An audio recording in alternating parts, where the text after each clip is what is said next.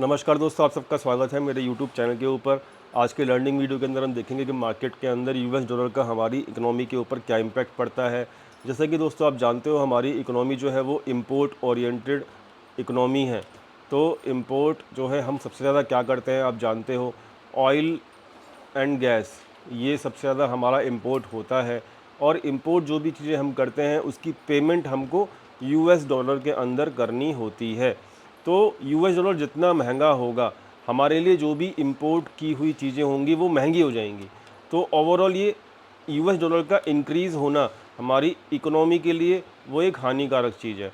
ठीक है, इस चीज़ को समझना।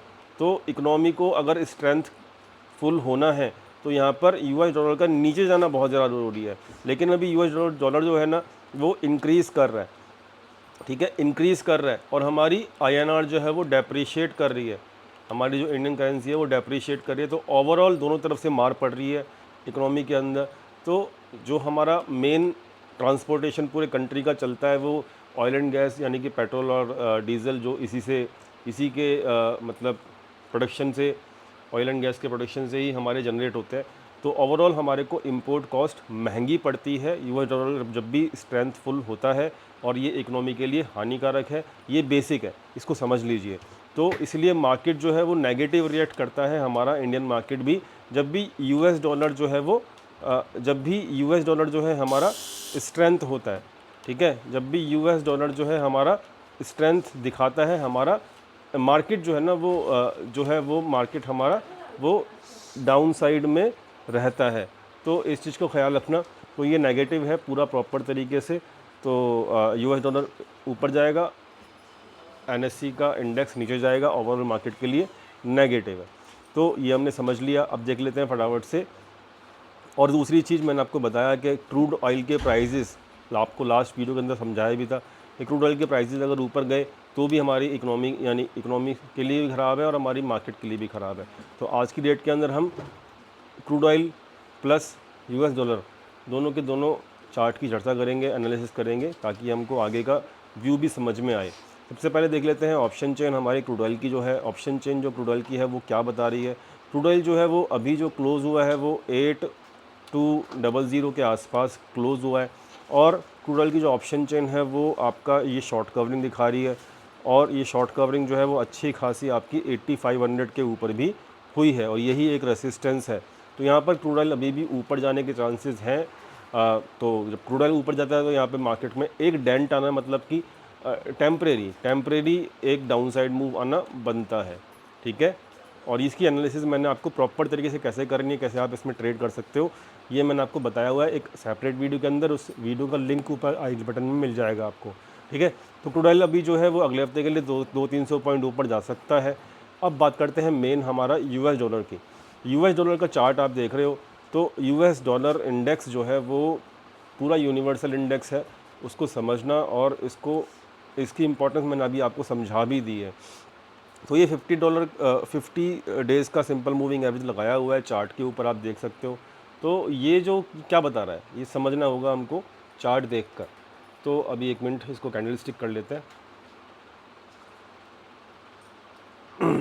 ये कैंडल स्टिक पैटर्न हो गया है, और इसको यहाँ पे ऐसे कर लेते हैं 6 महीने का। और इसका चार्ट जो है आप खोल सकते हो, ये वाली वेबसाइट आपको अपनी स्क्रीन के ऊपर दिख रही होगी। तो दोस्तों ये डेली चार्ट है। डेली चार्ट जो है आप चेक कर सकते हो। ये डेली चार्ट 6 महीने के चार्ट के ऊपर खुल रहा है।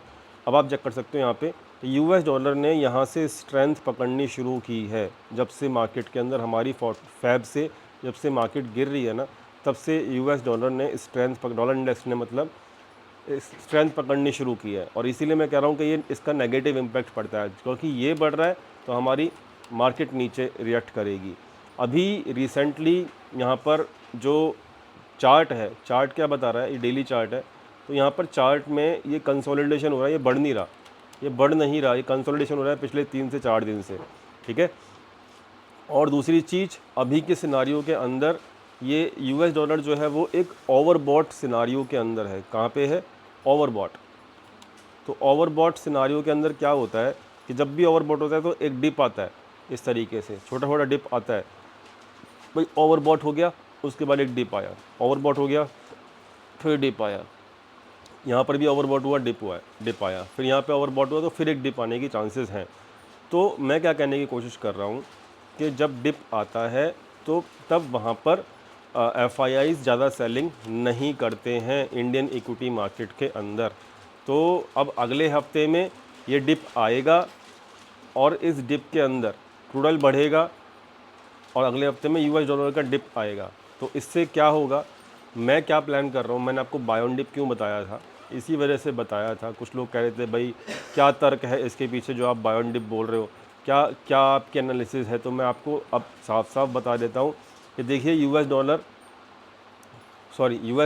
इंडेक्स प्लस क्रूड ऑयल, इसकी वजह से आपको इंडियन मार्केट में कोई भी डिप मिलता है तो आपको यहाँ पर बाय ऑन डिप की ही, मतलब मैं पर्सनली करूँगा अपने लिए, आपको जो करना है वो आप अपने कंसल्टेंट से सलाह लेके कर सकते हैं। लेकिन मेरा जो लॉजिक है वो मैं आपको बता दिया है कि यूएस डॉलर के अंदर जो भी डिप आएगा तो हमारी इंडियन मार्केट के अंदर कोई भी डिप आता है यूएस डॉलर के डिप आने की वजह से और क्रूड ऑयल के ऊपर जाने की वजह से, कोई भी डिप आता है तो हम उसको बाय करेंगे, क्योंकि यूएस डॉलर जितना वीक होगा हमारा आईएनआर उसका उतना स्ट्रांग होगा।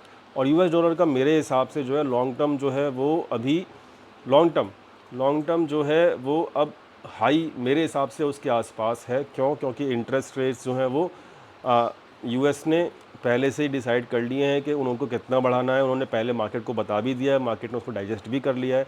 तो इसलिए मैं आपको ये समझाना चाहता हूँ कि मेरा पर्सनल व्यू जो है इंडियन मार्केट को लेके वो ये है कि मैं जितने भी डिप आएंगे अब अपकमिंग मतलब डेज़ के अंदर मैं उसको धीरे धीरे एक्यूमुलेट करना शुरू करूँगा। मैं सारा पैसा एक साथ भी नहीं लगाऊंगा, ठीक है, बट मैं उसको धीरे धीरे अब एक्यूमुलेट करना शुरू करूँगा। अगर आप मार्केट के चार्ट के ऊपर देखें तो दोस्तों ये बड़ा अच्छा यहाँ पर पहले बेस बना था, अब यहीं पर कंसोलिडेशन दोबारा हो रहा है। तो अब डिप तो आते ही रहेंगे, बुलिश मार्केट में डिप आते रहते हैं, लेकिन एक सही समय पर एक्यूमुलेशन करना बहुत ज़्यादा ज़रूरी है और उसके लॉजिक जो है मैंने आपको समझा दिए हैं।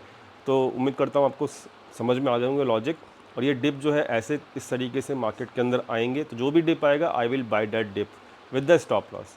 मैं अंधों की तरह बाई नहीं करूँगा but I will have the stop loss, ठीक है। So this is my total logic जो मैंने आपको अपनी लास्ट वीडियो के अंदर बताया है कि why I will do the buy in the dip. So I hope you all got the point, ठीक है। तो this is my logic behind buy on dip strategy. और यूएस डॉलर का जो इंडेक्स का जो चार्ट है वो आप देख सकते हो, एनालिसिस मतलब आप यहाँ पे चेक करेंगे, एमएसीडी भी चेक करेंगे इसका, तो भी आप ये देखेंगे कि यहाँ पर काफ़ी ज़्यादा ओवरबॉट है तो इसका डिप आना बनता है और इसका डिप जो है मार्केट के लिए स्ट्रेंथ देगा। ओवरऑल काफ़ी लंबे समय से ये बढ़ रहा है तो इसको लॉन्ग टर्म भी इसका अब रेसिस्टेंस पास में ही है, इसका भी ख्याल रखिएगा।